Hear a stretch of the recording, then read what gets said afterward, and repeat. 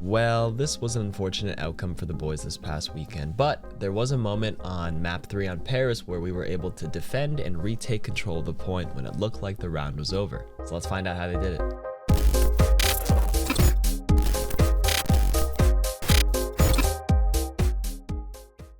So just like how we've been doing it the past few weeks, let's actually play out the original broadcast of the play in question before we break it down.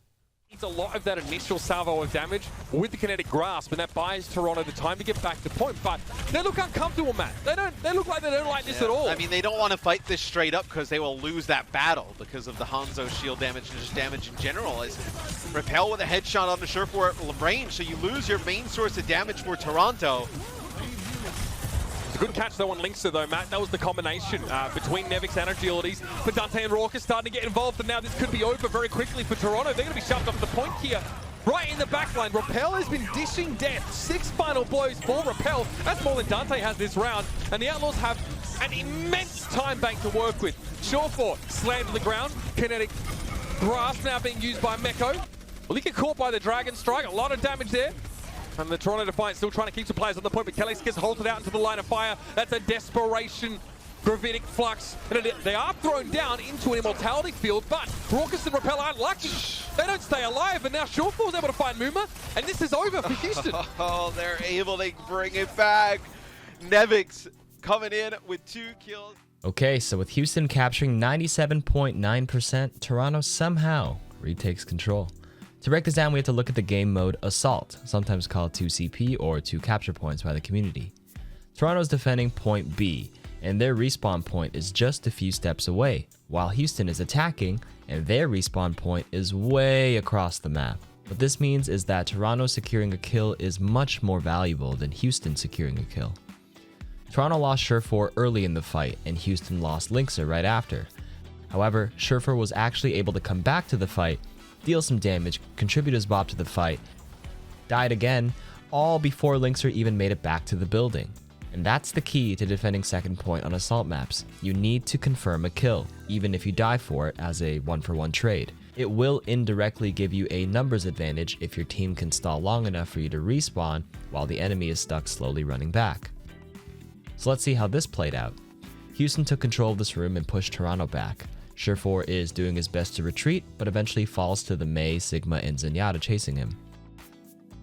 Kellex is doing his best to help out, but he has to retreat and hide around the corner out of line of sight. Beast took an immense amount of damage and has to run across the point to hide around the corner as well, while Kariv is backing him up, trying to help Kellex here turning around, but eventually shifting his focus back to Beast because they need him alive to stand on the point, so Houston can't capture any progress. Eventually, as Dante, Meko, and Repel clean up Beast and Kariv off with the Blizzard, and Kellex who try to get a little cheeky kill, things are looking good for Houston. But wait, what's going on over there with Agilities and Nevix? Let's rewind and watch the turning point right here. Remember how Surefour, Kellex had to back up right here and Kariv and Beast over here?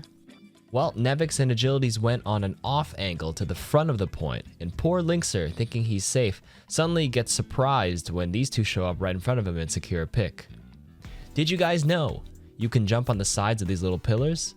Yeah, neither did I, and I'm gonna be honest, I haven't played Paris in a long time since it hasn't been in ranked, but it turns out knowing these nifty little spots can actually help you win fights in the end. Agilities gets the wall up and Nevix finishes him off with the rock, and these two were able to apply a ton of pressure from an off angle. Nevix was able to charge his ultimate from 64% up to 96% before he died.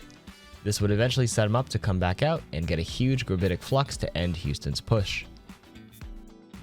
Agilities recognizes that he has to concede some capture point progress in order to get a better position, walls himself up for immediate protection, then drops down to ice block in order to stall. He actually sees Linkster's dragon coming from his spawn and immediately decides to leave ice block so he can cross to the other side beforehand where his team is coming from, because if he decided to stay in that ice block for the maximum duration, he'd actually be caught between the dragon and his team and would have likely died immediately. The fact that he did this gave him enough time to back up, deal more damage, get his blizzard off, and wall in Raucus's immortality field, which disables it by the way, and that set up Nevix for his third kill in Linkster, who didn't have that immortality status anymore. The stars of the retake here were definitely Agilities and Nevix, but everyone played a contributing part in drawing attention and making space. Great playmaking from the boys overall, and that's the key sometimes. Let's just see more of this to secure the wins in the coming weeks. And that's it for week 6 of KARQ'S Reviews. You can subscribe to the channel up here and watch the other episodes of the series down here.